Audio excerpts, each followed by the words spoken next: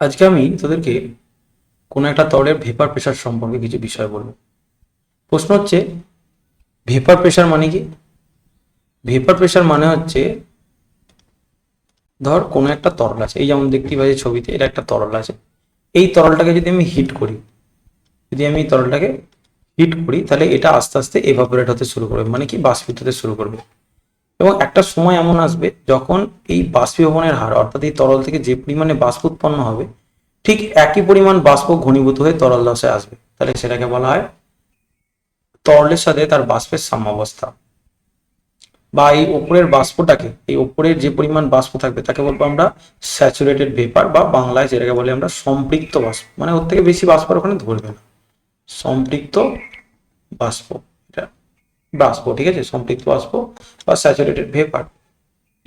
এইবার একটা কথা ভাব, যে এই সম্পৃক্ত বাষ্পের যে অণুগুলো, সেই অণুগুলো সদা বিচরণশীল, এবং এরা পাত্রের দেওয়ালে যে পরিমাণ ধাক্কা দেবে একক ক্ষেত্রফলে, সেটাকে বলে ওই তরলে বাষ্পচাপ বলে। কি বলে? বাষ্পচাপ।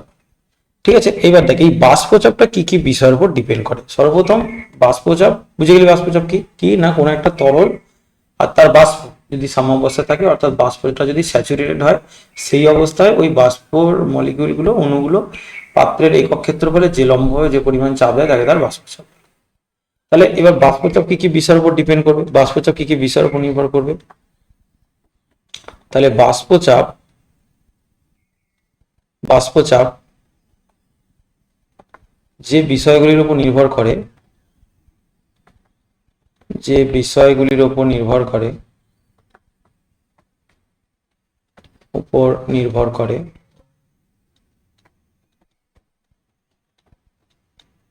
তার মধ্যে প্রথম পয়েন্টটি আমি তোকে বলবো, যেটা 1 নম্বর পয়েন্টে, 1 নম্বরে বলবো হচ্ছে তরলের প্রকৃতি। তরলের প্রকৃতি।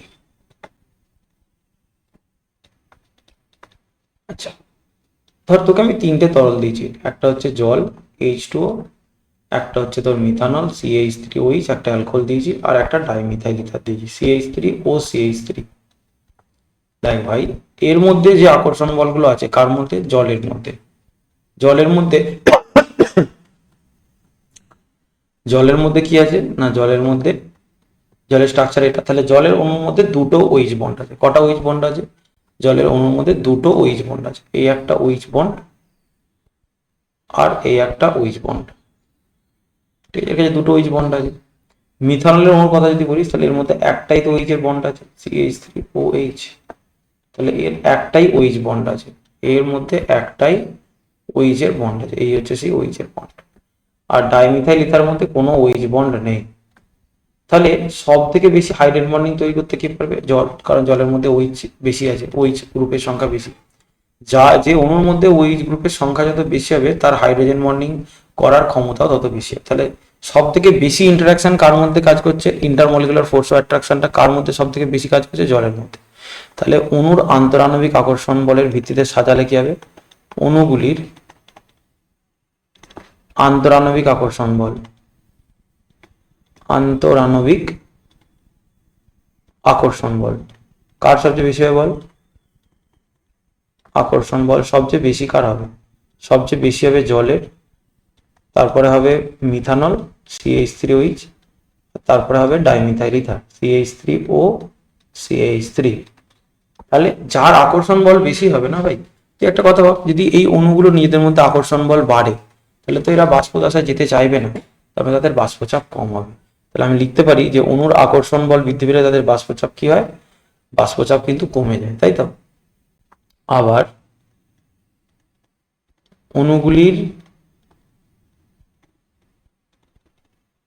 অণুগুলির পারস্পরিক আকর্ষণ বল, পারস্পরিক আকর্ষণ বল বৃদ্ধি পেলে,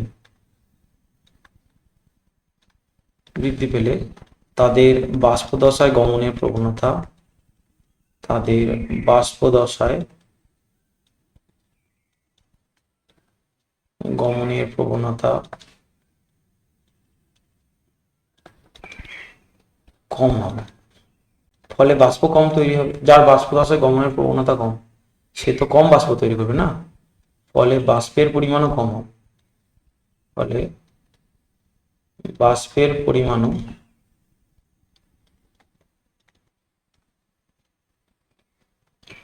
পরিমাণও কম হবে।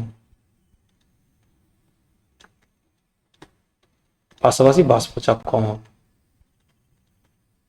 পাশাপাশি বাষ্পচাপ কম হবে।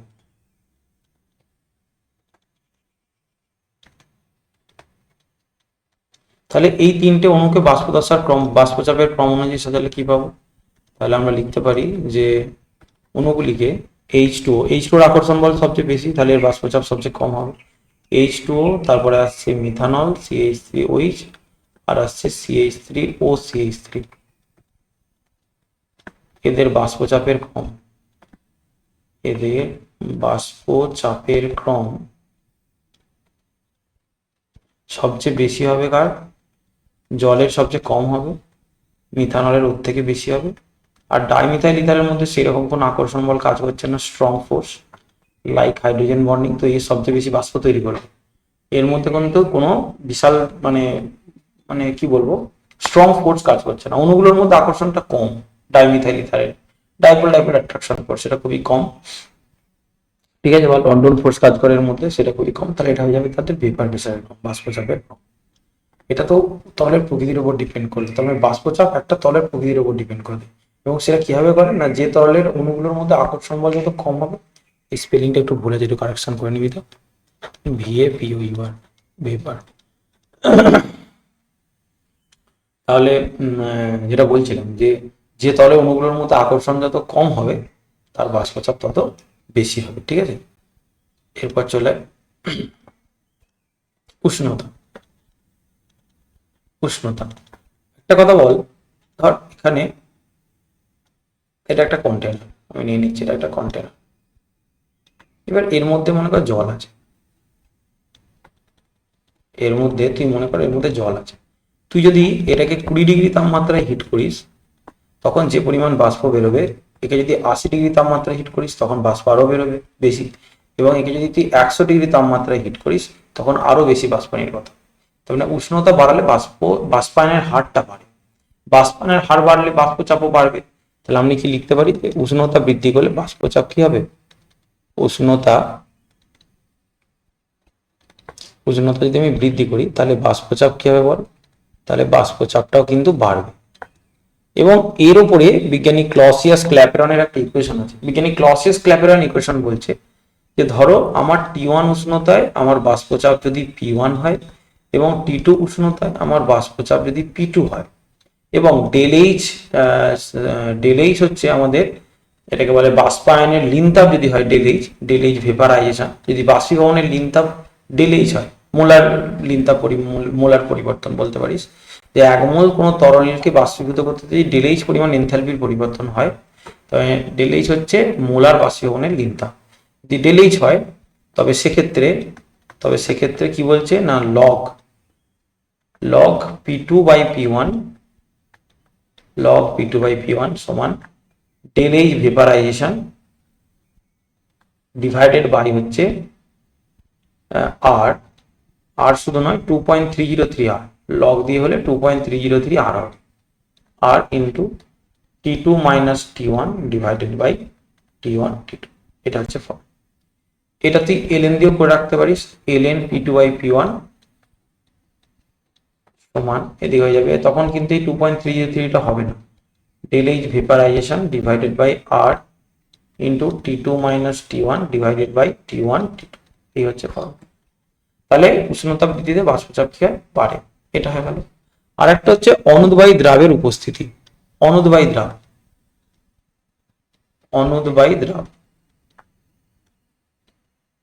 অনুদ্বায়ী দ্রাবের উপস্থিতি।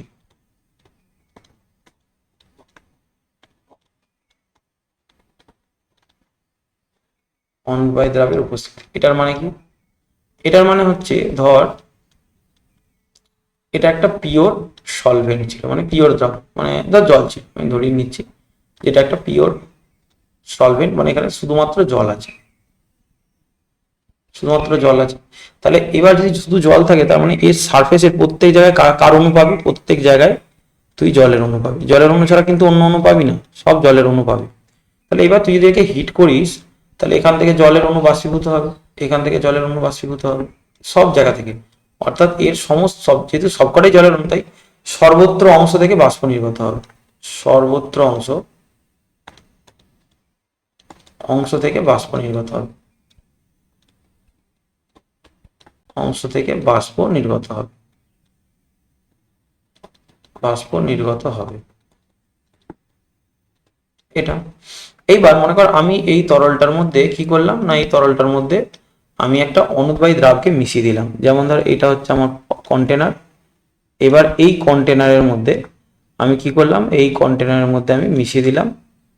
আগে শুধুমাত্র জলের অণু ছিল, এবার জলের অণু ছাড়াও এখন আমি কিসের অণু মিশিয়ে দিলাম? মনে কর চিনি বা ইউরিয়ার অণু মিশিয়ে দিলাম। তার মানে এবার জলের অণু তো আছে এই কন্টেনারটার মধ্যে, ঠিক আছে। এবার জলের অণুর সাথে সাথে এখানে মনে কর কিছু চিনিরও অণু আছে। এই গ্রিন কালার গুলো হচ্ছে চিনির অণু। এগুলো কিন্তু অনুদ্বায়ী, মানে এগুলো বাষ্প বাষ্প তৈরি করবে না। তাহলে একটা কথা ভাব, যে আগে যতটা আগে এর মানে মুক্ত পৃষ্ঠতলের একক ক্ষেত্রফলে বা উপরিতলের একক ক্ষেত্রফলটায় যে পরিমাণ জলের অণু ছিল, এখানে কিন্তু জলের অণু কমে গেছে। মানে এখন তো চিনির অণু আছে, মানে ওই একই জায়গায় এখন জলের অণু আছে বা চিনির অণু আছে। তার মানে এখন কিন্তু একক ক্ষেত্রফলে জলের অণুর সংখ্যাটা কমে যাবে। জলের অণুর সংখ্যা যখন কমে যাবে, তখন আগে যে যতটা বাষ্প নির্গত হচ্ছিল, এখন কিন্তু নির্গত বাষ্পের পরিমাণটা অনেক কম। কারণ সব জায়গা থেকে তো বাষ্প নির্গত হতে পারছে না, তাহলে বাষ্পায়নের হারটা কমে গেছে। তাহলে বিশুদ্ধ জলের মধ্যে বা বিশুদ্ধ কোনো দ্রাবকের মধ্যে, বিশুদ্ধ দ্রাবকের মধ্যে, বিশুদ্ধ দ্রাবকের মধ্যে,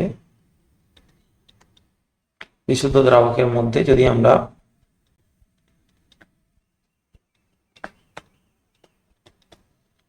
আমরা অনুদ্বায়ী দ্রাব মিশিয়ে দিই,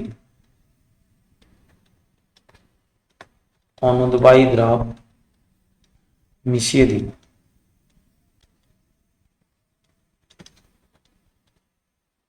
তাহলে ওই তরলের মুক্ত পৃষ্ঠতলের একক ক্ষেত্রফলে দ্রাবকের অণুর সংখ্যা কমে যাবে এবং তরলের বাষ্পচাপ কমে যাবে। তাহলে তরলের বাষ্পচাপ কম হবে, কম হবে। এবার প্রশ্ন হচ্ছে, তাহলে কি বাষ্পচাপটা ক্যালকুলেশন করা যাবে? ডেফিনেটলি করা যাবে। মনে কর এটা মনে কর এটা এটা এটা যখন বিশুদ্ধ অবস্থায় ছিল, তখন তার বাষ্পচাপ ছিল মনে কর পি নট। যেমন জলের ক্ষেত্রে পি নটের মান কত? 760, 100°C। জল যখন 100°তে ফোটে, জল যেহেতু 100°তে ফুটছে, তার মানে 100°তে জলের চাপ আর বায়ুমণ্ডলের চাপ সমান। তাহলে জলের ক্ষেত্রে পি নটের মান 100°তে কত? 760। এবার মনে কর তুই জলের মধ্যে ইউরিয়া বা চিনি মিশিয়ে দিলি, তাহলে সেক্ষেত্রে বাষ্পচাপ কমে যাবে। বাষ্পচাপ কমে কত হলো? মনে কর পি হলো। তাহলে আগে বাষ্পচাপ পি নট ছিল, এখন পি। তাহলে ডেফিনেটলি আমি লিখতে পারবো P not greater than P হবে। তাহলে বাষ্পচাপ, এখন যে বাষ্পচাপ, এটা কি বার করা যাবে? ডেফিনেটলি বার করা যাবে। পি এর মান হবে, সবসময় পি এর মান হবে এখানে কতটা জল আছে সেই জলের মোল ভগ্নাংশ ইন্টু জলের বিশুদ্ধ অবস্থায় বাষ্পচাপ, জলের বিশুদ্ধ অবস্থায় বাষ্পচাপ। এটা কার সূত্র? রাউল্টের সূত্র। তাহলে রাউল্টের সূত্র বলছে যে যখন কোনো একটা বিশুদ্ধ দ্রাবকের মধ্যে আমরা অনুদ্বায়ী দ্রাব মিশিয়ে কোনো দ্রবণ তৈরি করব, সেই দ্রবণের বাষ্পচাপ হবে ওই বিশুদ্ধ দ্রাবকের বাষ্পচাপ, অর্থাৎ পিওর বিশুদ্ধ অবস্থায় তার বাষ্পচাপ ইন্টু ওই দ্রবণের মধ্যে, মানে অনুদ্বায়ী দ্রাব মিশ্রিত দ্রবণটার মধ্যে যে দ্রাবক আছে তার মোল ভগ্নাংশ। তাহলে এর উপরে তোকে আমি একটা অঙ্ক করে দেখাচ্ছি। তো তোকে এইরকম বললাম যে তুমি 90 গ্রাম জলের মধ্যে H2O এর মধ্যে 30 গ্রাম ইউরিয়া মিশিয়ে দিলে, 30 গ্রাম ইউরিয়া মিশিয়ে একটি দ্রবণ তৈরি করলে, তাহলে দ্রবণের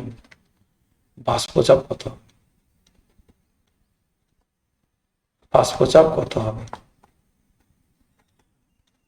এই প্রশ্নটা তোমায় করলো। তাহলে তুমি প্রথমে কার মোল ভগ্নাংশ বার করবে? জলের। প্রথমে জলের মোল ভগ্নাংশটা বার করবে। তাহলে জলের মোল ভগ্নাংশ কত? জলের মোল 90 বাই জলের আণবিক ভর। জলের মোল এসে গেল বাই মোট মোল, অর্থাৎ নিজের মোল তো দিতেই হবে, জলের মোলকে দিতেই হবে, প্লাস ইউরিয়ার মোলটাও দিতে হবে। ইউরিয়ার আণবিক ভর কত? 60। ইউরিয়ার সংকেত হচ্ছে CO NH2, এটা হচ্ছে ইউরিয়া। ঠিক আছে, তাহলে এখানে তোমার আসছে 5 18 90, 5 দিয়ে কাটলে 5 18 90, 5 দিয়ে কেটে গেল 30, কত 2 দিয়ে কাটলো 2 দিয়ে 60, হাফ। তাহলে এখানে তোমার আসছে 5 বাই কত আসছে? 5 প্লাস হাফ মানে 0.5। তাহলে এখানে আনসার আসছে কত? 50 বাই 55। 5 দিয়ে কাটো, 5 10 50, 5 11 55। তাহলে এটা আসছে 10 ডিভাইডেড বাই 11, এটা আসছে। তার মানে এটা মোল ভগ্নাংশ বেরোলো। অতএব ইউরিয়া মিশ্রিত জলীয় দ্রবণটির বাষ্পচাপ, ইউরিয়া মিশ্রিত জলীয় দ্রবণের বাষ্পচাপ কত হবে? ইউরিয়া মিশ্রিত জলীয় দ্রবণের বাষ্পচাপ হবে জলের বিশুদ্ধ অবস্থায় বাষ্পচাপ। আচ্ছা, এটা 100°C উষ্ণতা ধরে নেব, 100°C। 100°C জলের বাষ্পচাপ 760 mmHg, পারস্তম্ভের চাপ 76 সেন্টিমিটার পারস্তম্ভের চাপ বা 760 মিলিমিটার পারস্তম্ভের চাপ ইন্টু তোমার হচ্ছে জলের মোল ভগ্নাংশ কত? 10/11। ঠিক আছে, এবার তোমাকে এটা কাটাকুটি করতে হবে। দেখো 76কে আমি 11 দিয়ে ভাগ করে নেবো, তাহলে এখানে লিখতে পারি আমি কত হচ্ছে 76 ইন্টু এই শূন্যটা 10-এর কাছে দিয়ে দাও, তাহলে 100/11। 11 দিয়ে ভাগ করো, 7 11 77 যাচ্ছে না, তাহলে এটা 6 দিয়ে যাচ্ছে, তাই তো 6 11 কত হয়? 66 যাচ্ছে, তবে 10 নামছে। তুমি দশমিক খাইয়ে দাও, দশমিক খাওয়ালে কত হবে? 0 0 হয়ে যাবে। 0 হলে এটা হচ্ছে 9 11 কত আসছে? 99। 1 আসছে, দশমিকের জন্য 0 খাবে না, তাহলে আরো একটা 0 নেবো, তবে এখানে একটা 0 খাবে। ঠিক আছে, তার মানে 0 খেয়ে গেলে তোমার আবার আসছে 9 11 99, 9 11 99 এটা চলে আসবে। 6 11 তোমার 66, তোমার এখানে 10 নামলো, কারণ 77 তো যাচ্ছে না, 7 11 যাচ্ছে না, তাহলে 10 নামলো। আমি দশমিকের জন্য 0 নিয়েছি, 9 খাইয়েছি, 99 হয়েছে, 1 নেমেছে, দশমিকের জন্য একটা 0, একটা খেলো, আবার 0 খাওয়ালে তবে তোমার 100 হচ্ছে। তাহলে এখানে কত আসছে? মোটামুটি একটা কাছাকাছি মান নিয়ে নিচ্ছি, 6.91 ইন্টু এটা আসছে 100। তাহলে এখানে টোটাল আনসার কত আসছে? 691 mmH। মানে এতটা পারস্তম্ভ, এতটা চাপ দেবে জলীয় দ্রবণের বাষ্পচাপ, এত হবে। ঠিক আছে, তাহলে তোমাদেরকে আমি একটা প্রশ্ন দিচ্ছি, তোমরা নিজেরা করো। ধরো তোমাকে এরকম বললাম আমি যে তোমার দাঁড়াও 108 গ্রাম 108 গ্রাম জলের মধ্যে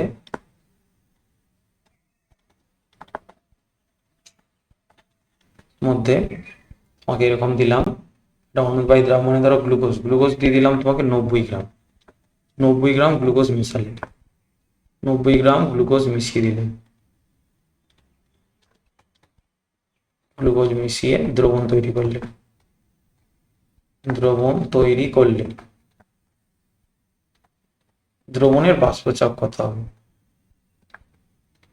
দ্রবণের বাষ্পচাপ কত হবে এটা ক্যালকুলেট করে আমাকে জানাবে। ঠিক আছে, কমেন্ট সেকশনে কমেন্ট করবে যে, তবে ডেফিনেটলি এটা 100° তাপমাত্রা। আর এখানে তোমাকে বলেও দিচ্ছি বিশুদ্ধ জলের বাষ্পচাপ কত আমরা জানি, 76 সেমি পারস্তম্ভের চাপ বা 760 mmHg, একই সব। তুমি যেটাতে খুশি ক্যালকুলেশন করতে পারো, তুমি সেমিতে উত্তর বার করতে পারো, mmHg তে উত্তর বার করতে পারো, বা 1 ATM, হ্যাঁ, বা বলো 1.013 বার, সবই সমান পরস্পর, বা 1.013 10 to the power 6 9 স্কোয়ার, বা 1.013 10 to the power 5 newton per metre square বা পাস্কেল, যেটা খুশি ক্যালকুলেশন। এতক্ষণ পর্যন্ত আমি কোন একটা অনুদ্বায়ী তরলের বাষ্পচাপের কথা বলছিলাম। এইবার আমি তোমাদের সঙ্গে যেটা আলোচনা করব, মনে করো আমি তো একটা দ্রবণ তৈরি করতে গেলে আমাদের দুটো উপাদান দরকার, তাই তো, একটা দ্রাব একটা তরল। এখন যদি দুজনই উদ্বায়ী হয়, মানে আমি বলতে চাইছি তার মানে এবার হচ্ছে দুটি উদ্বায়ী তরলের মিশ্র দ্রবণের বাষ্পচাপ কত হবে? বাষ্পচাপ কত হবে। এটা কিভাবে ক্যালকুলেশন করবো, দেখো আমি তোমাকে একটা উদাহরণ দিয়ে বলি। মনে করো এটা একটা এ তরল, ঠিক আছে, একটা এ তরল, এটা একটা এ তরল, এই পাত্রে আছে একটা বি তরল। মানে যেমন ধরো জল আর অ্যালকোহল, কি বেঞ্জিন টলুইন, এরকম। তো বেঞ্জিন টলুইনই ভাবো, কেন জল অ্যালকোহল ভাবতে পারবো বুঝি, পরে বলছি। ধরো বেঞ্জিন আছে এটাতে, বেঞ্জিন, এটাতে এ তরল আছে বা বেঞ্জিন আছে ধরে নিতে পারো। এর বিশুদ্ধ অবস্থায় বাষ্পচাপ, মানে এর মধ্যে কিছু না মেশাই নেই, তাহলে এর বিশুদ্ধ অবস্থায় বাষ্পচাপ হচ্ছে পিএ নট, আর বি এর বিশুদ্ধ অবস্থায় বাষ্পচাপ হচ্ছে পিবি নট। এইবার ধরো এর এখানে একটা দ্রবণ তৈরি করছি, এখান থেকে এর N1 মোল ঢেলে দিয়েছি। এর কত মোল এখানে ঢালছি, এখানে এ তরল পাত্রটা থেকে আমরা Na মোল এ ঢেলেছি, Na মোল এ ঢালছি। আর বি পাত্র থেকে কত মোল বি ঢালছি, Nb মোল বি ঢেলে দিচ্ছি, তাহলে এবার আমাকে বলো তো যে এইখানে এর মোল ভগ্নাংশ কত। এখানে এর মোল ভগ্নাংশ হবে, যদি কাই এ ধরে নিই, তাহলে কাই, এটা আমি এক্সই বলি কিন্তু অ্যাকচুয়ালি এটা কাই, তাহলে কাই এ সমান কি হবে, Na by Na plus Nb, এটা হবে এর মোল ভগ্নাংশ। আর বি এর মোল ভগ্নাংশ হবে তোমার Nb বাই বলো Na প্লাস Nb, নিজের মোল বাই মোট মোল, এটা হচ্ছে মোল ভগ্নাংশ বেরিয়ে গেল। এইবার বলছে এই যে তুমি এ আর বি দুটোতে উদ্বায়ী, মানে দুটোই বাষ্পীভূত হবে, তাহলে বাষ্প দশায় এ আর বি দুজনেই যাবে। এই কথাটা ভালো করে বুঝে নাও, যে বাষ্প দশায় মানে এখান থেকে যে ভেপার তৈরি হবে না, সেই ভেপারের মধ্যে এ আর বি দুজনেই থাকবে, কারণ দুজনেই উদ্বায়ী, মানে দুজনেই বাষ্পীভূত হবে, দুজনেরই বাষ্পীভবনটা সম্ভব। তাহলে সেখানে এ আর বি তরল বাষ্পে দুজনেই থাকবে। তাহলে এই তরলটা, এই মিশ্র তরলটার বাষ্পচাপ কত, সেক্ষেত্রে রাউল্টের সূত্র বলছে যে এই মিশ্র দ্রবণটার বাষ্পচাপ হবে পি টোটাল সমান X A into P A nought plus X B into PB nought, এটা হচ্ছে ফর্মুলা। আর এটাও মনে রাখতে হবে যেখানে এক্স এ আর এক্স বি হচ্ছে মোল ভগ্নাংশ, কোথায়, দ্রবণে থাকা এর মোল ভগ্নাংশ, এর মোল ভগ্নাংশ, বাষ্পে নয়, দ্রবণে। আর এই কাই বিটা হচ্ছে কি, কাই বিটা হচ্ছে তোমার ওই দ্রবণে থাকা বি এর মোল ভগ্নাংশ, দ্রবণে থাকা বি এর মোল ভগ্নাংশ,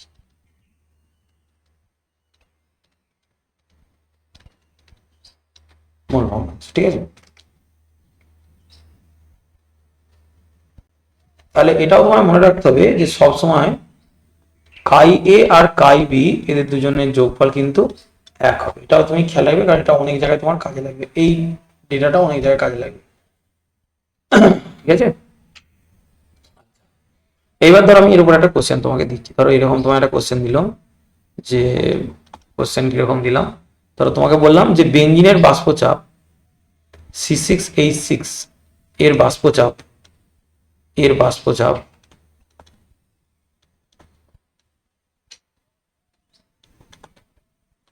এর বাষ্পচাপ কত, না এর বাষ্পচাপ মনে করো 300 mmHg, এটা বলো। আচ্ছা টলুইন, মানে টলুইনের সংকেত কি, C6H5CH3, এর বাষ্পচাপ তোমাকে বলে দিলাম যে এর বাষ্পচাপ হচ্ছে 400 mmHg। আচ্ছা এটাকে একটু দাঁড়াও তো চেঞ্জ করে দিই, বেঞ্জিনটা 400 করে নাও mmHg, আর টলুইনটা 300 করে নাও, 300 mmHg। এইবার দেখো বলছি যে এদের দুজন বাষ্পচাপ তোমাকে বলে দিল, মানে এ আর বি এর বাষ্পচাপ তোমাকে বলে দিল, দিয়ে বললো বেঞ্জিন আর টলুইনকে আমরা 1:2 অনুপাতে মিশিয়েছি, এদের 1:2 মোল অনুপাতে মিশিয়ে একটি দ্রবণ তৈরি করা হলো, অনুপাতে মিশিয়ে একটি দ্রবণ তৈরি করা হলো।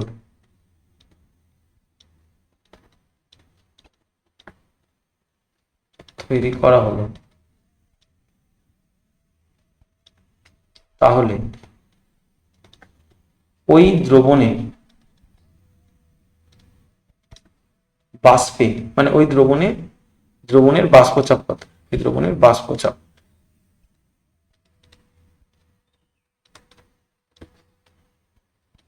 ঠিক আছে, এটা বললো ওই দ্রবণের বাষ্পচাপ। এই প্রশ্নটা করলো। আর একটা প্রশ্ন এর সঙ্গে আমি অ্যাড করে দিচ্ছি, এই দ্রবণ থেকে নিশ্চয়ই বাষ্প তৈরি হবে, এই দ্রবণটা থেকে তো বাষ্প তৈরি হবে না, যেমন বেঞ্জিন আর টলিন দুটো মিশে একটা দ্রবণ তৈরি করছে, তাহলে এর থেকে তো বাষ্প তৈরি হবে। তাহলে সেই বাষ্পটার মধ্যে বেঞ্জিন আর টলুইনের মোল ভগ্নাংশ কত? দ্রবণের উপরের বাষ্পে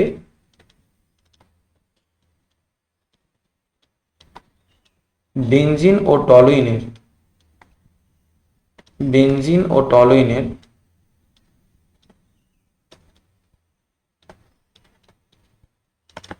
মোল পরিমাণ, মোল ভগ্নাংশ কত?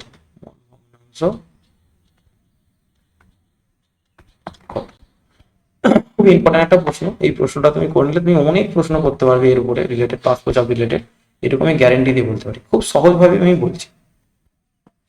তাহলে দেখো, আমি যদি বলি বেঞ্জিনের বাষ্পচাপ কত আমাকে বলে দিয়েছে, বেঞ্জিনের বাষ্পচাপ আমাকে বলে দিয়েছিল 400 mmHg। টলুইনের বাষ্পচাপ কত বলেছে, C6H5CH3, এটা আমাকে বলে দিয়েছে 300 mmHg। আমি আগে ডেটাগুলো লিখবো, যে কোনো অঙ্ক মিনিমাম 2-3 বার পড়তে হবে, সেন্সটা বুঝতে হবে কি বলতে চাইছে, তারপর তুমি অঙ্কটা করো, কোনো সমস্যা নেই। তাহলে এটা দেখো 300 টা 400, এবার বলে দিচ্ছে বেঞ্জিন নিয়েছি আমরা 1 মোল আর টলুইন নিয়েছি 2 মোল। কোথায় পেয়েছি, এখানে 1:2 মোল অনুপাতে নিয়েছি, অর্থাৎ বেঞ্জিনের মোল সংখ্যা কত, এটা আমি N1 ধরে নিচ্ছি। বেঞ্জিনের মোল সংখ্যা হচ্ছে 1 মোল আর টলুইনের মোল সংখ্যা হচ্ছে 2 মোল। তাহলে এর মোল ভগ্নাংশ বার করো, বেঞ্জিনের মোল ভগ্নাংশ কি বার করবো, নিজের মোল 1 বাই টোটাল মোল 1 + 2, তাহলে বেঞ্জিনের মোল ভগ্নাংশ বেরিয়ে গেল 1/3। টলুইনের মোল ভগ্নাংশ বার করে না, টলুইনের মোল ভগ্নাংশ বেরোচ্ছে তোমার 2 বাই এখানে 1 + 2, তবে টলুইনের মোল ভগ্নাংশ আসছে 2/3, এটা আসছে। তাহলে আমরা লিখবো দ্রবণের বাষ্পচাপ, আগে আমরা দ্রবণের বাষ্পচাপটা বার করব। তাহলে দ্রবণের বাষ্পচাপ কত হবে, দ্রবণের বাষ্পচাপ হবে N1, তোমার ফর্মুলাটা লিখে নাও, P টোটাল লিখে নাও, P টোটাল ফর্মুলাটা লিখি x1 into vapour pressure, pure অবস্থা vapour pressure of benzene C6H6 plus x2 into তোমার হচ্ছে টলুইনের বিশুদ্ধ অবস্থায় বাষ্পচাপ টলুইন C6H5CH3 হয়ে গেল। এবার মানগুলো বসিয়ে দেবো, এটা 1/3 ইন্টু বেঞ্জিনের ক্ষেত্রে সেটা 400 ছিল, প্লাস এটা হচ্ছে টলুইনের ক্ষেত্রে কত ছিল 300, এটা আসছে তোমার 2/3 ইন্টু 300। তাহলে এবার এটা তোমার কাটছে কত, 3 দিয়ে কাটো, 3 × 13 = 39, এক নাম হচ্ছে 3 × 3 = 9.33, এটা আসছে 133.33 প্লাস এখানে কত আসছে 3 দিয়ে কাটলে 3 100, তারপর এটা আসছে 200। তাহলে টোটাল বাষ্পচাপ কত এলো, টোটাল বাষ্পচাপ এলো তোমার হচ্ছে 333.33, এটা আসছে টোটাল বাষ্পচাপ 333.33, এত mmHg। তাহলে তুমি ক্যালকুলেশন করে নিতে পারলে যে দ্রবণের বাষ্পচাপটা কত হবে, টোটাল দ্রবণের বাষ্পচাপ তুমি বার করা শিখে গেলে। এবার কি তোমাকে বলছে দ্রবণের উপরের বাষ্পে বেঞ্জিনের মোল ভগ্নাংশ করতে হবে। তো তুমি যদি বেঞ্জিনের মোল ভগ্নাংশ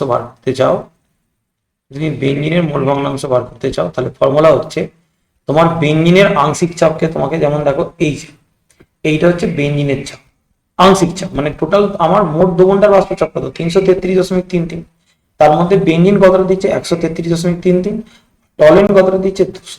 তাহলে এইটা তোমাকে সবসময় মাথায় রাখতে হবে যে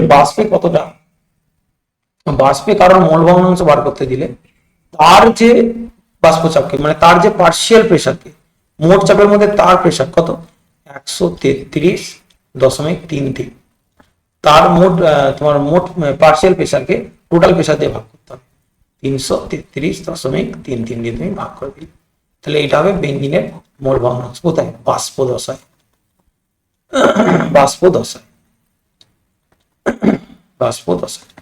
আর তোমাকে যদি বলে যে বাষ্প দশায় টলুইনের মোল ভগ্নাংশ বার করো,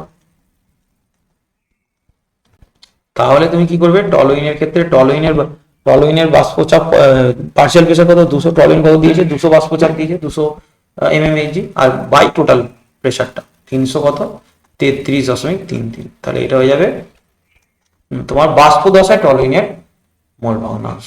ঠিক আছে, তাহলে একটা জিনিস তুমি মাথায় রাখবে যে রাউল্ট, বিজ্ঞানী রাউল্টের মত অনুযায়ী কোনো মিশ্র দ্রবণের বাষ্পচাপ পিটি সমান কি formula, X A into P A nought plus X B into PB nought. A আর বি যদি পদার্থ হয়, এবার যদি বলে বাষ্পে মূল ভগ্নাংশ বার করতে বলেছে এর, তাহলে বাষ্পে এর মূল ভগ্নাংশ ওয়াই এ সমান তোমার হচ্ছে এর partial pressure x A into P A not এর মান ডিভাইডেড বাই টোটাল পিটির যে মানটা বেরোবে সেটা। কিরকম ভাবে বাষ্পে ওয়াই এর মূল ভগ্নাংশ যদি বার করতে বলে, তাহলে X B into PB nought divided by P total, ব্যাস এটা ক্যালকুলেশন করে নেবে, বাষ্পচাপ পেয়ে যাবে, বাষ্পদশায় মানে বাষ্পদশায় মূল ভগ্নাংশটা পেয়ে যাবে। এরপর আমি তোমাদেরকে একটা ইম্পর্টেন্ট টপিক নিয়ে বলবো, সেটা হচ্ছে আদর্শ দ্রবণ, অনাদর্শ দ্রবণ, অ্যাজিট্রপিক মিশ্রণ, ঋণাত্মক বিচ্যুতি, ধনাত্মক বিচ্যুতি, পজিটিভ ডেভিয়েশন, নেগেটিভ ডেভিয়েশন, এই টপিকগুলো বলবো এবং ইজি, একদম খুব ইজি। দেখো এরপর তাহলে আমি প্রথমেই তোমাদের বলবো আদর্শ দ্রবণ। আদর্শ দ্রবণ,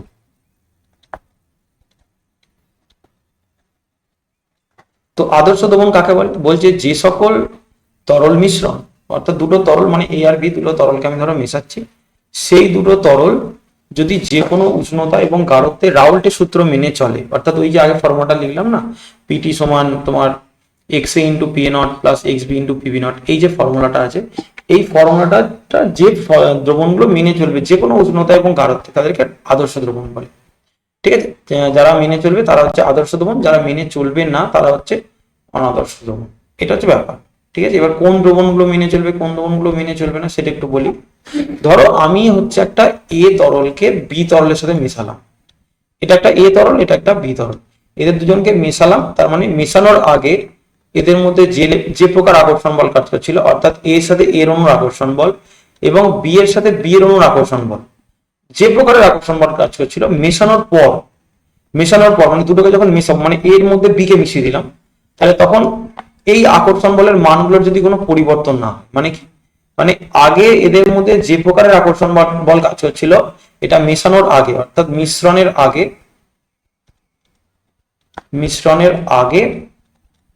আর এটা হচ্ছে মিশ্রণের পর এদের মধ্যে যদি আকর্ষণ যে বলটা কাজ করছে এ এর সাথে এর অণু, বি এর সাথে বি এর অণু এবং এ এর সাথে বি এর অণু, কারণ ভালোভাবে বোঝার চেষ্টা করো, যখন আমি বেঞ্জিনকে টলিনের সঙ্গে মেশাবো সেখানে তো বেঞ্জিনও থাকবে টলিনও থাকবে, তাহলে আগে একটা বেঞ্জিনের অণুর সাথে আরেকটা বেঞ্জিনের অণুর যেরকম আকর্ষণ বল কাজ করছিল, একটা টলিনের অণুর সাথে আরেকটা টলিনের অণুর যে প্রকার আকর্ষণ বল কাজ করছিল, মেশানোর পর তাদের মধ্যে আকর্ষণ বল অর্থাৎ বেঞ্জিনের সাথে টলিনের সাথে এবং বেঞ্জিনের অণুর সাথে টলিনের অণু, এই আকর্ষণ বলগুলো যদি পরস্পর সমান হয়ে যায়, যদি আকর্ষণ বলগুলো কি হয় পরস্পর সমান, যদি প্রত্যেকের সমান হয়ে যায়, মানে এরা যদি প্রত্যেকটাই সমান হয়ে যায়, তখন সেটা আদর্শ দ্রবণ হবে, আদারওয়াইজ সেটা আদর্শ দ্রবণ হবে না।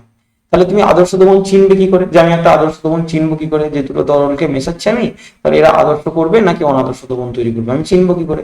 তাহলে আদর্শ দ্রবণ এবং অনাদর্শ দ্রবণ চেনার উপায় হচ্ছে, মনে রাখবে সেম টাইপের ইন্টারাকশন থাকবে দুটো মলিকিউলের মধ্যে, তবেই তারা আদর্শ দ্রবণ তৈরি করবে, যদি সেম টাইপের ইন্টারাকশন না থাকে তাহলে তারা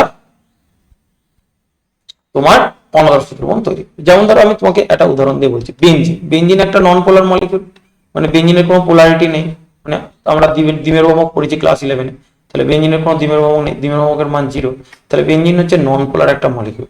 আবার টলুইনের মধ্যেও কোনো পোলারিটি নেই সেই অর্থে, তাহলে এই দুটো অণুর মধ্যে মানে এরা দুজনই নন পোলার, তাহলে এরা আইডিয়াল সলিউশন তৈরি করবে বা আদর্শ দ্রবণ তৈরি করবে, কারণ মেশানোর আগে মেশানোর পরে এদের আকর্ষণ বল ইকুয়াল থাকে।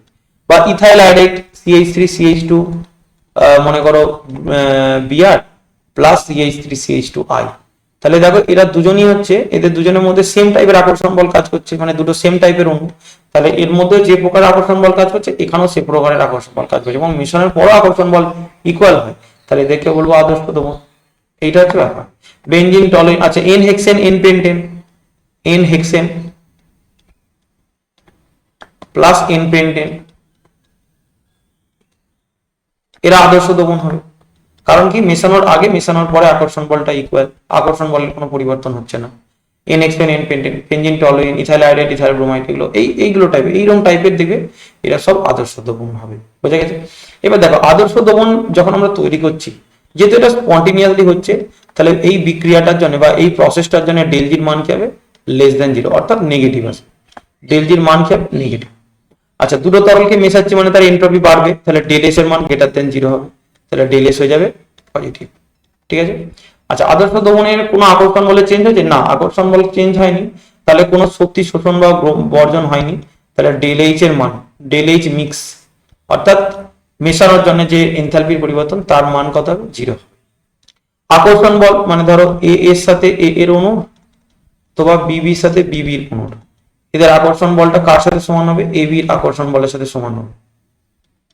আদর্শ দহন, আদর্শ দহনের যেহেতু আমরা বলতে পারি বাষ্পচাপের কোনো পরিবর্তন হচ্ছে না, তার মানে বাষ্পচাপের পরিবর্তন হবে কি হবে না, তাহলে ডেল্টা পি এর মানটা জিরো, অর্থাৎ P observe minus P calculative এর যে মানটা মানে থিওরিটিক্যাল ভ্যালুটা, এই দুটোর মান কিন্তু সমান হবে, এই দুটোর মান কি হবে, সমান, এই দুটোর মান কিন্তু সমান হবে, এটা খেয়াল রাখতে হবে।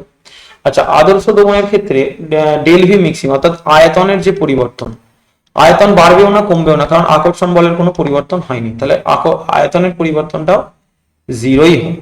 তাহলে এই জিনিসগুলো তোমাকে খেয়াল রাখতে হবে যে আদর্শ দমন থেকে আমাদের কোন কোন পয়েন্টগুলোকে মনে রাখতে হবে। দেখো, প্রত্যেকটা পয়েন্টের ব্যাখ্যা আমি বলে গেছি, তোমাদের আরো কোনো ডাউট থাকলে কমেন্ট সেকশনে বলে দেবে, কোনো সমস্যা নেই। এইবার কোন দ্রবণ কখন অনাদর্শ হবে এটা বুঝতে হবে, অনাদর্শ দ্রবণ কখন তৈরি হবে এবং কিভাবে অনাদর্শ দ্রবণ তৈরি হতে পারে। তাহলে অনাদর্শ দ্রবণ, অনাদর্শ দ্রবণ, অনাদর্শ দ্রবণকে আমি দুটো ভাগে ভাগ করব, কিন্তু আমি ভাগটা পরে করছি, আগে তোমাদেরকে কনসেপ্ট দেবো যে অনাদর্শ দ্রবণ কখন তৈরি হবে এবং কিভাবে তৈরি হবে, কেন তৈরি হবে। ধরো আমি কি করলাম না, ethanol CH3 CH2 OH, ethanol একটা অণু আর অ্যাসিটন একটা অণু CH3 C ডবল বন্ড ও সিঙ্গেল বন্ড CH3, ইথানল একটা অণু, অ্যাসিটন একটা অণু। এবার এই দুটো অণুকে আমি কি করেছি, এই দুটো অনুপাতকে, এই দুটো অণুকে আমি মিশিয়ে দিচ্ছি। তাহলে ইথানলের মধ্যে কি আছে, হাইড্রোজেন বন্ডিং কাজ করছে যেটা স্ট্রং ফোর্স, হাইড্রোজেন বন্ডিং কাজ করছে এখানে যেহেতু OH আছে, বন্ডিং কাজ করবে। আর অ্যাসিটনের মধ্যে ডাইপোল ডাইপোল ইন্টারঅ্যাকশন কাজ, dipole dipole interaction, dipole dipole interaction, এটা উইক ফোর্স, এটা স্ট্রং ফোর্স, স্ট্রং ফোর্স, আর এটা উইক ফোর্স। তাহলে এবার আমাকে একটা প্রশ্নের উত্তর দাও তো, যদি আমার মধ্যে যে আকর্ষণ বল আছে সেটা অনেক বেশি, এবার আমার মধ্যে তুমি এমন কাউকে মিশিয়ে দিচ্ছ যার আকর্ষণ বল কম, তাহলে সে এতে অর্থাৎ ইথানলের যে হাইড্রোজেন বন্ডিং গুলো আছে সেই হাইড্রোজেন বন্ডিং গুলোকে ভেঙে দেবে। মানে ধরো যে হাইড্রোজেন বন্ড গুলো করে আছে, ইথানলের অণুটা যে হাইড্রোজেন বন্ডিং গুলো করে আছে সেই হাইড্রোজেন বন্ধন গুলোকে কে ভেঙে দেবে, অ্যাসিটন এসে হাইড্রোজেন বন্ডিং গুলোকে ভেঙে দেবে। তাহলে অ্যাসিটন এসে ইথানলের যে হাইড্রোজেন বন্ডিং গুলোকে যদি ভেঙে দেয়, তাহলে অ্যাসিটন অণুটার এবং ইথানল অণুটার মিশ্রিত অবস্থায় এদের বাষ্পদশায় গমনের প্রবণতা বেশি হবে। ভালো করে বোঝার চেষ্টা করো। মনে করো আমি ইথানল, আমার মধ্যে স্ট্রং ফোর্স কাজ করছে, তুমি অ্যাসিটন, তোমার মধ্যে উইক ফোর্স কাজ করছে। তাহলে এবার ইথানলকে যখন অ্যাসিটনের সঙ্গে মেশানো হবে তখন তো অ্যাসিটন ইথানলের হাইড্রোজেন বন্ডিং গুলোকে ভেঙে দেবে, তাহলে স্ট্রং ফোর্সটা ভেঙে দিচ্ছে, তাহলে তাদের মধ্যে এখন আকর্ষণ বলটা কমে যাচ্ছে। আকর্ষণ বল কমে গেলে এদের বাষ্পদশায় গমনের প্রবণতাটা বেড়ে যাবে। তারপরে আগে ইথানল 50 ডিগ্রিতে যে পরিমাণ বাষ্প তৈরি করছিল, এখন ইথানল 50 ডিগ্রিতে তার থেকে অনেক বেশি বাষ্প তৈরি করবে, তাহলে বাষ্পচাপটা বাড়বে না কম, বাষ্পচাপটা বাড়বে। তাহলে এটা রাউল্টের সূত্র থেকে, অর্থাৎ ওই যে ফর্মুলাটা ফেলেছিলাম না, পিটি সমান XA into PA not plus XB into PP not, তাহলে ওই ফর্মুলা অনুযায়ী যা বাষ্পচাপ আসার কথা তার থেকে ডেফিনেটলি ইথানল অণুটার দ্রবণে অ্যাসিটনের সাথে মিশ্রিত অবস্থায় তার বাষ্পচাপটা বেড়ে যাবে। তাহলে দ্রবণের বাষ্পচাপের পরীক্ষালব্ধ মান অর্থাৎ পি অবজার্ভ, ঠিক আছে, পরীক্ষালব্ধ মানটা বা এক্সপেরিমেন্টাল মানটা পরীক্ষালব্ধ মানটা রাউল্টের সূত্র থেকে ক্যালকুলেটিভ মানের থেকে বেশি হবে। তো এটাকে কি বলবো, ধনাত্মক বিচ্যুতি। কেন ধনাত্মক বিচ্যুতি, কারণ আমার বাষ্পচাপ তুমি ক্যালকুলেশন করে যেটা বার করবে আমার পরীক্ষালব্ধ বাষ্পচাপটা তার থেকে অনেক বেশি হবে। বুঝা গেছে? তাহলে এইটা হচ্ছে ব্যাপার, যে রাউল্টের সূত্র থেকে গণনাকৃত মান আর পরীক্ষালব্ধ মান এই দুটোর মধ্যে কোনটা বেশি কোনটা কম। এটাকে আদর্শ দমন অনাদর্শ দমনের মধ্যে এটাকে বলবো ধনাত্মক বিচ্যুতিযুক্ত অনাদর্শ দমন। ধনাত্মক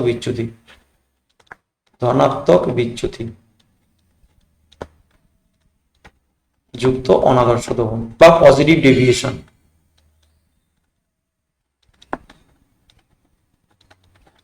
ঠিক আছে। আর আরেকটা ব্যাপার বলি, ধরো তুমি অ্যাসিটোন আর অ্যাসিটোনকে একটা পাত্রে রেখেছো, acetone CH3 C double bond O CH3, এটা অ্যাসিটোন। আর তুমি ক্লোরোফর্মকে একটা পাত্রে রেখেছো CH3। তো এই দুটো অণু যখন দুটি আলাদা পাত্রে আছে তখন তাদের মধ্যে কোনো স্ট্রং ফোর্স কাজ করছে না, মানে না অ্যাসিটোনের মধ্যে বিশাল স্ট্রং ফোর্স কোনো কাজ করছে না। কিন্তু দুটি অণুকে যখন একটা পাত্রে আমরা ঢেলে দেবো, মিশ্রিত করব, তখন দেখা যাচ্ছে যে অ্যাসিটোন অণুটার সাথে ক্লোরোফর্ম অণুটার একটা স্ট্রং হাইড্রোজেন বন্ড তৈরি হচ্ছে। যেহেতু এই হাইড্রোজেনটা কিছুটা ধনাত্মক, অক্সিজেনটা ঋণাত্মক আধান নাই, তো তাহলে এদের মধ্যে একটা স্ট্রং ফোর্স কাজ করবে। ক্লোরোফর্ম আর অ্যাসিটোনের অণুর মধ্যে একটা হাইড্রোজেন বন্ডিং তৈরি হচ্ছে, তার মধ্যে অণুগুলো এক জায়গায় একত্রিত হয়ে যাচ্ছে, অণুগুলো এক জায়গায় জুড়ে যাচ্ছে। এর ফলে এদের যে বাষ্পদশায় গমনের প্রবণতা এদের ক্ষেত্রে কিন্তু কমে যাবে।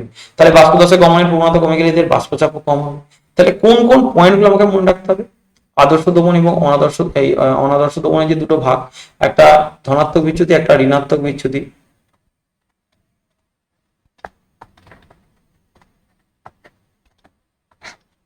কোন কোন পয়েন্ট মনে রাখতে হবে দেখো ভালো করে বুঝো। যেহেতু দ্রবণটা স্পন্টেনিয়াসলি তৈরি হচ্ছে, তার মানে ডেল জির মানটা নেগেটিভই আসবে, মানে less than 0 or less than 0। দুটো দ্রবণকে মেশাচ্ছ মানে ডেল এস এর মান গ্রেটার দেন 0। আচ্ছা, এখানে আকর্ষণ বল কমে গেছে, তার মানে নিশ্চয়ই এখানে আকর্ষণ বল কমে গেছে, মানে তাদের এনার্জি বেড়ে গেছে, তার মানে ডেল এইচ কি হবে? তার মানে এটা একটা তাপ শোষী প্রক্রিয়া, তার মানে ডেল এইচ গ্রেটার দেন কি হবে? 0। ধনাত্মক বিচ্যুতির ক্ষেত্রে বলছি যে আমার অণুগুলোর আকর্ষণ বলটা কমে গেছে, আকর্ষণ বল কমে গেছে মানে এনার্জি বেশি হয়ে গেছে বা হিট দিয়েছি সেখানে, তো এটা তাপ শোষী প্রক্রিয়া, মানে তার ডেল এইচ গ্রেটার দেন 0, মানে পজিটিভ হবে, পজিটিভ হয়ে যাবে। আচ্ছা, আর কি? তবে del H nought equal to 0 হবে বা পজিটিভ হবে। আর বুঝতে পারছো? অথবা এটাও লেখা থাকতে পারে del H nought equal to 0, nought equal to 0, এটা খেয়াল রাখবে। আর কি না, এখানে তোমার হচ্ছে পি এইটা একটা পয়েন্ট, যেমন এটা 1 নম্বর পয়েন্ট, এটা 2 নম্বর পয়েন্ট, এইটা আমার 3 নম্বর পয়েন্ট, ঠিক আছে? এইটা আমার কি হবে বলো? এটা 4 নম্বর পয়েন্ট, অর্থাৎ এখানে পি অবজার্ভটা বেশি হবে, মানে এক্সপেরিমেন্টালটা বেশি হবে। 5 নম্বর পয়েন্ট আমি এটা লিখতে পারি যে ভলিউমটা কি হবে? আকর্ষণটা কমে যাচ্ছে মানে ভলিউম বাড়বে, তাহলে ভি মিক্স কি হবে? গ্রেটার দেন 0, তবে নট ইকাল টু 0 বা ভি মিক্স গ্রেটার দেন 0। এই পয়েন্টগুলো তোমাকে খেয়াল রাখতে হবে খুব ভালো করে। আর অনাদর্শ দমনের তুমি প্রত্যেকটা পড়বে, উদাহরণ পড়বে, ধনাত্মক বিচ্যুতির উদাহরণ পড়বে। আর এটা মনে রাখবে, ধনাত্মক বিচ্যুতি মানে আমি জিনিসটা অ্যাজেট্রপ মিশ্রণ আমি বলবো, ধনাত্মক বিচ্যুতি মানে সর্বনিম্ন স্ফুটনাঙ্কের অ্যাজেট্রপ মিশ্রণ, সর্বনিম্ন স্ফুটনাঙ্কের অ্যাজেট্রপিক মিশ্রণ,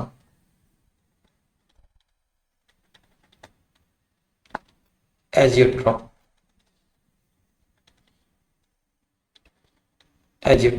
সর্বনিম্ন স্ফুটনাঙ্কের অ্যাজেট্রপ তৈরি করবে। ঋণাত্মক বিচ্যুতির ক্ষেত্রে কোন কোন পয়েন্ট মনে রাখতে হবে? অর্থাৎ আকর্ষণ বলটা বাড়বে, যেমন ধরো এখানে এখানে আরেকটা পয়েন্ট আমি অ্যাড করে দিচ্ছি, তোমার হচ্ছে আদর্শ দমনের ক্ষেত্রে এখানে এটা যেখানে আমি লিখতে পারি যে এ আর বি এর যে আকর্ষণ বল সেটা মেশানোর আগে বেশি ছিল, মেশানোর পর কমে গেছে। তাহলে এ বির আকর্ষণ বলটা কম, কাদের থেকে? এর আকর্ষণ বল অথবা বির আকর্ষণ বল। বি এর সাথে বি এর অণু আকর্ষণ বলের থেকে এ বির আকর্ষণ বল কম। এখানে মেশানোর পর আকর্ষণ বেড়ে গেছে, অর্থাৎ এ আর বি দুটো তরলকে মেশানোর পর যে এ বি, এটা এ অণু এটা বি অণু, এদের মধ্যে যে আকর্ষণ বল তার মানটা বেশি। কাদের থেকে বেশি? এর আকর্ষণ বলের থেকে অথবা বলো বির আকর্ষণ বলের থেকে বেশি। এটা প্রথম পয়েন্টে। দ্বিতীয় পয়েন্ট হচ্ছে তোমার স্বতঃস্ফূর্তভাবে মিশছে, তাহলে ডেল জির মান এখানে নেগেটিভই আসবে বা লেস দেন 0 হবে, ঠিক আছে? বা তোমার ডেল এস কি হয়ে যাবে বলো? ডেল এস হচ্ছে তোমার greater than 0, del S greater than 0 হবে। আচ্ছা, ডেল এইচ, তবে আকর্ষণ বল বাড়ছে মানে তাপ ছেড়ে দিয়েছে, তার মানে ডেল এইচ এর মানটা কি হবে? লেস দেন 0 হবে। আর আরেকটা পয়েন্ট হচ্ছে তোমার 4 নম্বর পয়েন্টে, আর ডেল ভি মিক্সিংটা আকর্ষণ বেড়ে গেছে মানে আয়তন কমে যাবে, তাহলে del V mixing less than 0 হবে। এখান পর্যন্ত খুব ভালো করে রেডি করো, যদি কোনো ডাউট থাকে আমাকে বলতে পারো, কোনো সমস্যা নেই।